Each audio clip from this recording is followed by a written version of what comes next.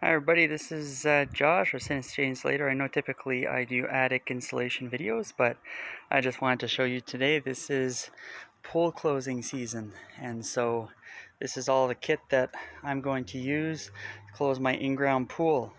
Obviously they don't tell you that when you buy the closing kit, it doesn't come with all the accessories to actually close your pool. It just comes with the chemicals. So you do need quite a bit, but for me anyway, it definitely beats paying $500 to $600 to hire someone to do it, because I know it's going to be done right? Because when you do it yourself, you do it right. I've done this for about 3 times, so this is my 4th time, and so I've got quite a bit of experience. We've got ourselves a compressor. Compressor is to empty the water, blow out the water lines that are going to be close to the freezing point. So it's going to be in your skimmer, and it's all of your lines that are connected to your water heater, because I've got a gas water heater, and you'll see it later on. Alright, so first thing you want to do is you want to take out your solar blanket so that you can check to see how bad your water is before you close it. Mine's pretty clear. I'm very lucky. I did a couple of things to help to keep it clean, but of course there's some bottom stuff that we're gonna get rid of with the vacuum as we're draining the pool. That's how I'm gonna drain the pool, because for some reason I can't draw water from the plug down here, which is what typically you could do. And so I used a nylon sock here just to kind of help with filtering out the water, and this helped to keep the water clear for the entire season. It was amazing. Get that stuff at the dollar store.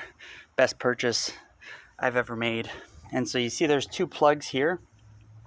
The one was for the bottom drain, but I can't connect one to the other. I don't have the proper connections here. I know you could probably buy them, but anyway, I don't know when it was last used. So I just wanted to show you, this is your skimmer intake, and we're going to be drawing down the water. I'm going to be plugging the vacuum into here and making sure that it stays steady.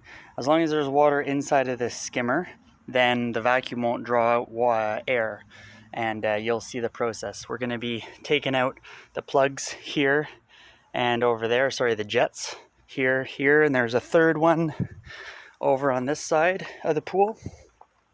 We're going to be plugging them up, but all of the lines that are connected, including the skimmer, I want to try and put some antifreeze in there so that during the winter it doesn't freeze up and break the lines, and then when you open up your pool you don't have any leaks. Here we've got our nice water heater, pool heater. It's gas powered. So the first thing that I'm gonna want to do is shut off the main. Right, so it's off right now, just running, but we want to shut off the gas to it so that it's properly winterized, and we're going to cover it up with a cover. But we also want to shut the power to it as well, and at the same time. But before we do that, we're going to want to blow out, because these lines are completely full of water. So we're going to blow that out with the help of the compressor. And this is my awesome shed that I built for myself to keep everything contained. So we've got our filter right here, sand filter, and then we've got our pump here, which I know that somewhere down the line this is supposed to be full of water, and I know that this connection here is not completely airtight. There's some leaks that are happening, so we're gonna have to deal with that at some point, but that's not an emergency right now. So yep, we're gonna have to disconnect all of this and get rid of this and drain this bad boy from water. So what we're going to be doing is we're going to be shutting this off here. This is the pump, right? We want to shut that off. Then after that, we're going to be putting this in vacuum mode or waste at this point. So then you always want to shut off your pump before you touch this valve, or else this valve can break with the circulating water. And you definitely don't want that to happen, because this piece is sometimes it can be a pain to replace. This is where the water is going to come out and shoot out into the front yard with all the dirty water that I'm going to be vacuuming. So this is your pump filter. I'm going to have to clean that out just so that it can have a better suction.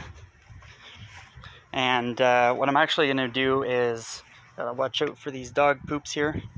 What I'm actually going to do is switch over the setting to the pump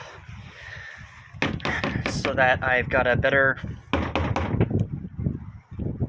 there you go, so that I can fill up even the pool water, or sorry, not the pool water, that I can fill up the vacuum tube. And then I'm going to be able to suck out the water better, because like I showed you guys,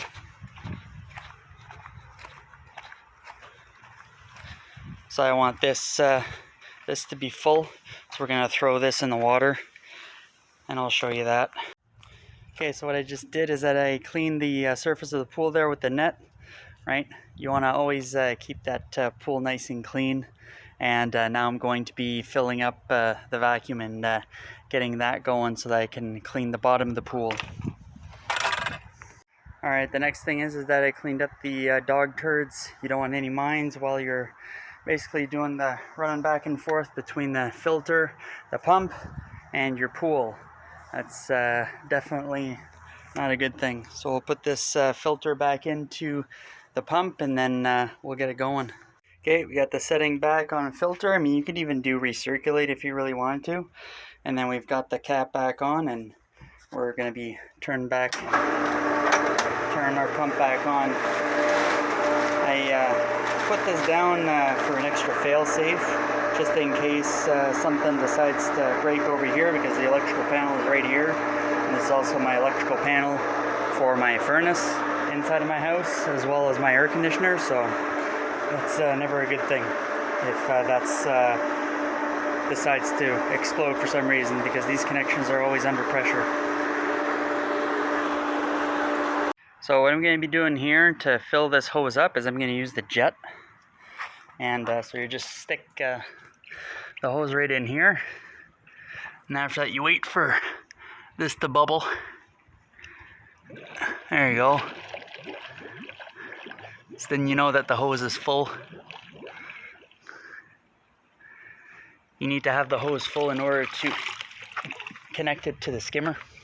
So you drag that right in there.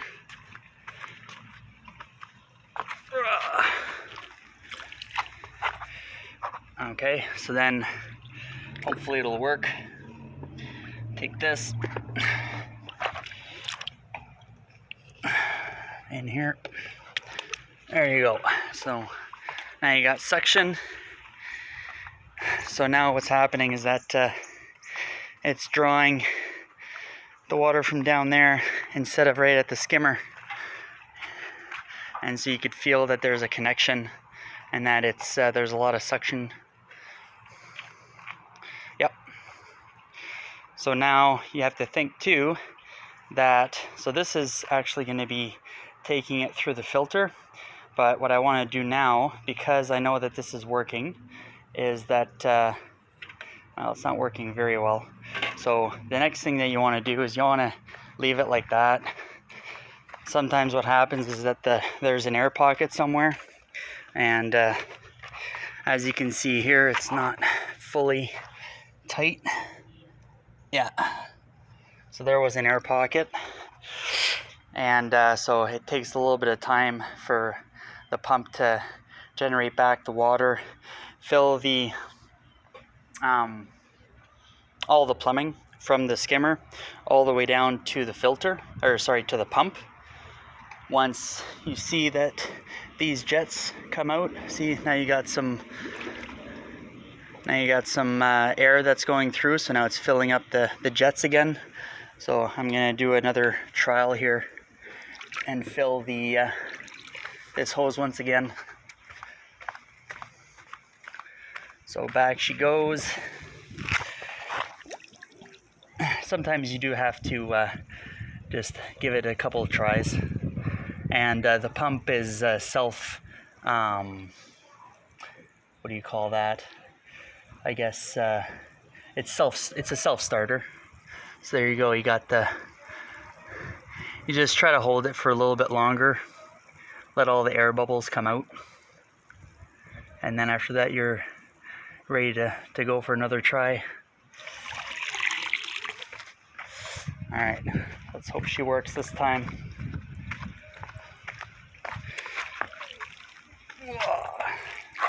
Let's give this another try. Okay.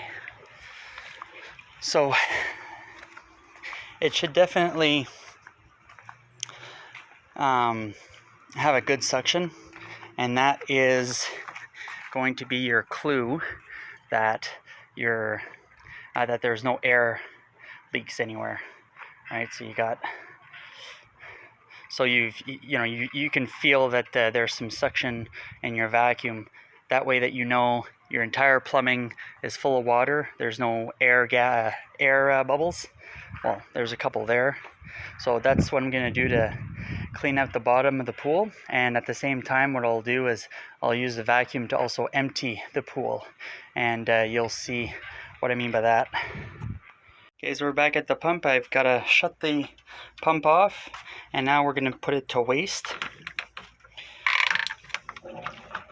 And then we're going to turn the pump back on. We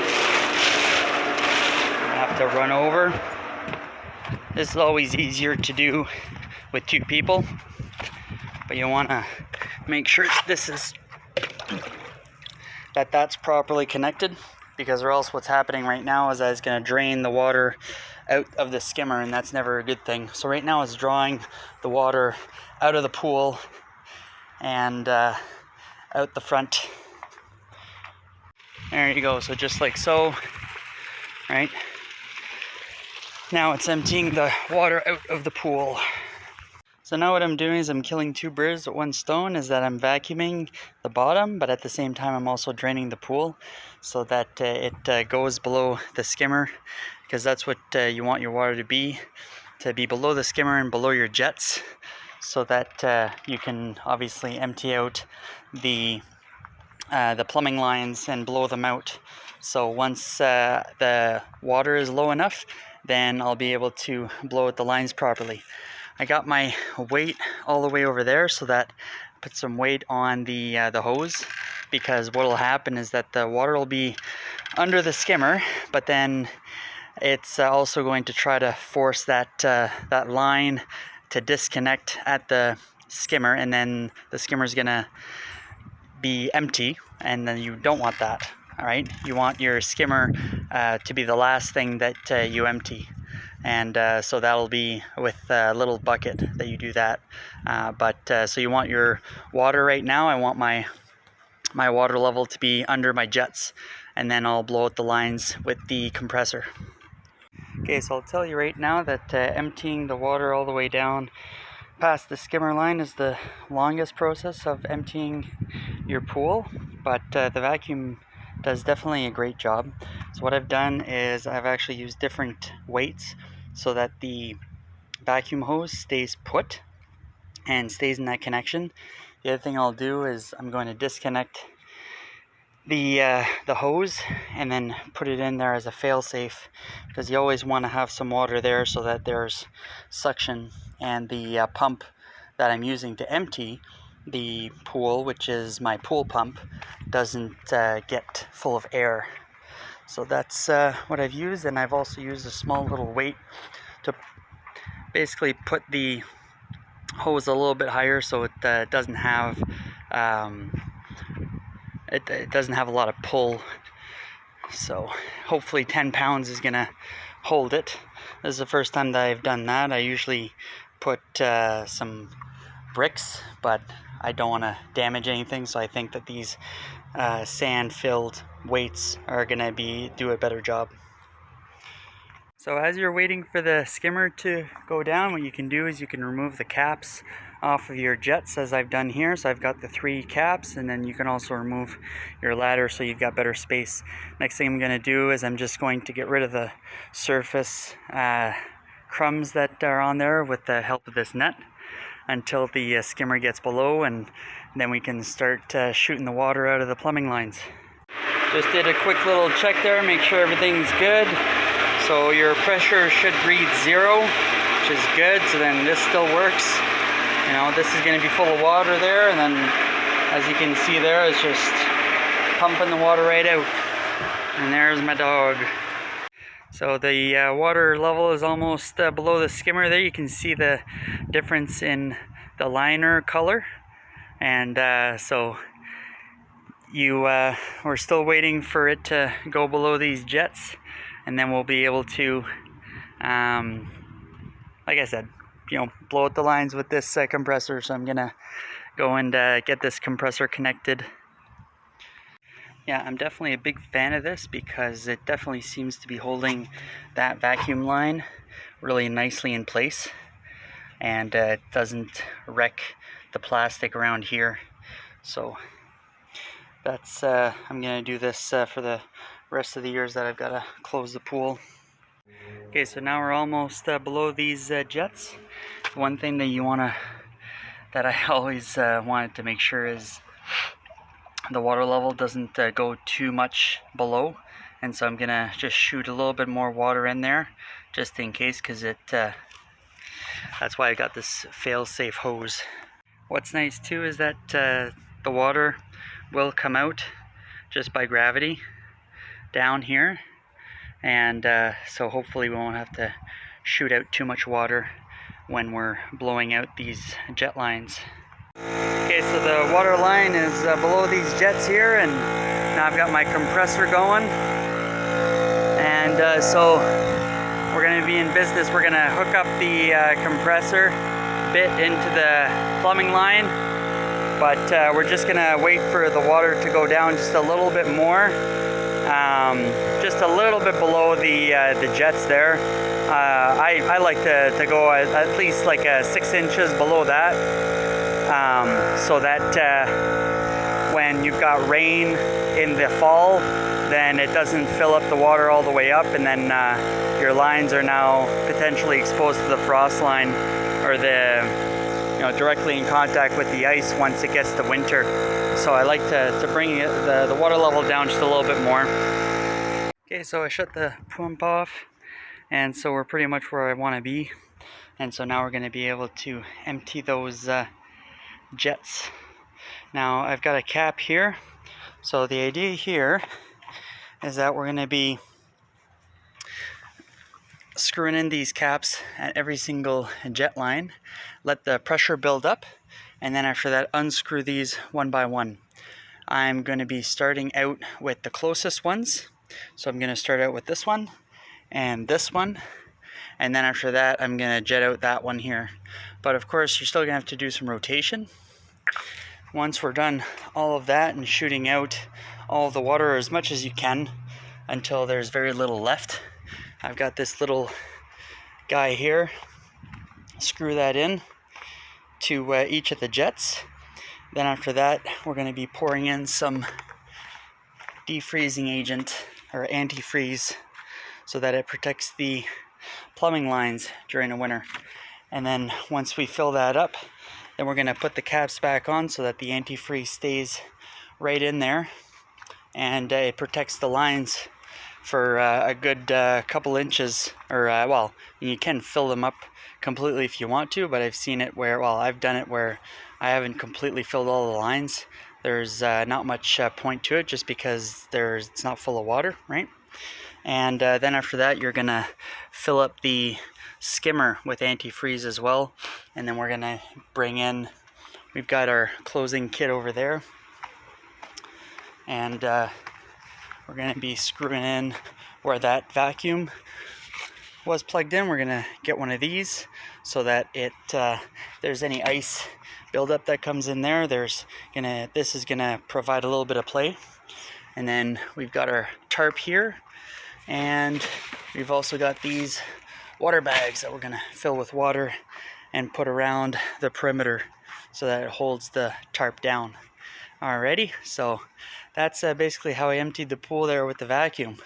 So next is blowing up the lines. It's gonna be pretty loud with the compressor going. So what I've done, you see that attachment down there? So I've got a tool and die kit, and I was able to get a 1/4 inch attachment for the pressure hose to hook up right to the skimmer. I've also had to remove some of the water using this cup, and so I'm going to blow out the higher portion, blow out through the pump there, and I've got a little exhaust that I'm going to show you.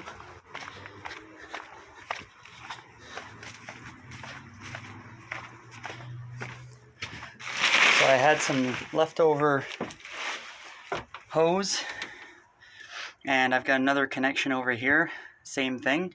It's a 1/4 inch, and I've closed off the cap here, and any excess water that's going down this line is going to exit through and then down outside in our front yard.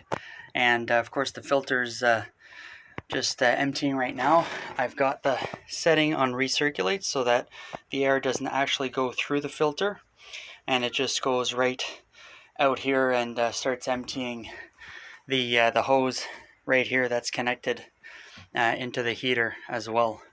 So we'll see how that goes. So you can see that some of the water is coming out of here right away. Some of the water is coming out here. So what I'm going to end up doing is just blocking these two. And I also know for a fact that it's coming out of the other edge. So build up some pressure here and then let the water kind of exit out. Then after that, put some antifreeze. Okay, so now this is pretty much capped there. And so we're going to undo this here, and we're going to cap it so that the pressure builds for the rest of the jets. Right, so now it's just that here. So we're gonna undo that, and yeah, we're gonna go and wash out there, blow out the lines there at the jets. So there's a lot of water coming out of here, and this is basically the last one. So you unscrew this. See? A whole bunch of water coming out. So this is the last one that I undid there. The rest of them were didn't have a lot of water, but obviously this one being the last plumbing line, because I was able to hook up the air at the very top, so the skimmer, then this works out really nicely and pushes out the water using gravity, and it's just it makes a lot more sense than hooking up the hose to the pump. But of course, if you don't have a tool and die kit like I did there, you have to put the hose connection to the pump, and then it shoots out the air, but against gravity through the skimmer, right? So there we go.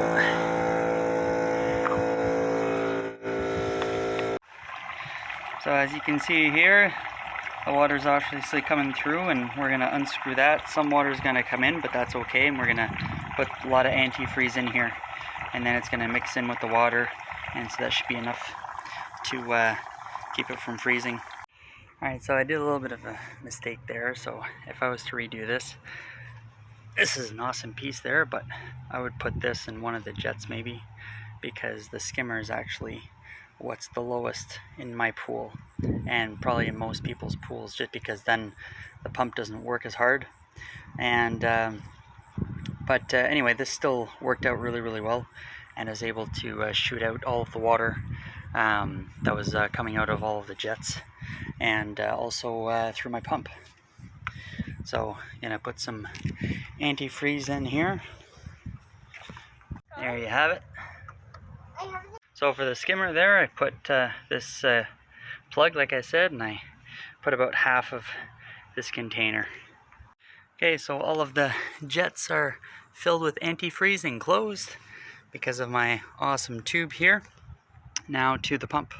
Gonna put some antifreeze in the bottom compartment here and the top compartment, and then close these two off, and therefore there's no way that this will freeze. And then I'm gonna keep this open here so that it keeps dripping down and draining, and then after that I'm gonna close it off as well, because what you want to do is you want to have it airtight so that there's less of a chance for anything to freeze. So the last step I'm going to do is disconnect all of the connections that have rubber, and try to take them out, even the rings if I can, and so that there's no freeze thaw that is going to happen. So hopefully you guys learned something from this, and yeah, like I've said, I'd recommend just putting the pressure either right there. That's probably the easiest to do, so that all your lines are blown out properly. But like I said, I put antifreeze on the pump there, so I'm not worried about it. And then I shut the power off to the pump as well as to the pool heater, and turned off the gas to the pool heater as well. Alright, so now we're filling the bags here, and I found a nice little way to do this on my own, because typically I'd want to ask my wife to do it as well. But we're going to fill the bags to the side, and then we're going to bring the tarp over, and then hopefully roll the bags onto the edges of the tarp, and then we're good to go. I forgot to show you this, but I put some chlorine, well basically the closing kit, inside of the pool, and sort of mixed it up with the brush so that it's ready to go. Alright, so the rest is pretty self-explanatory. Filling up the last bag there, and then putting the pool tarp. Give this thing a nice thumbs up if you believe that this helped you out. Close your pool for this season. We'll see you on the next installation video.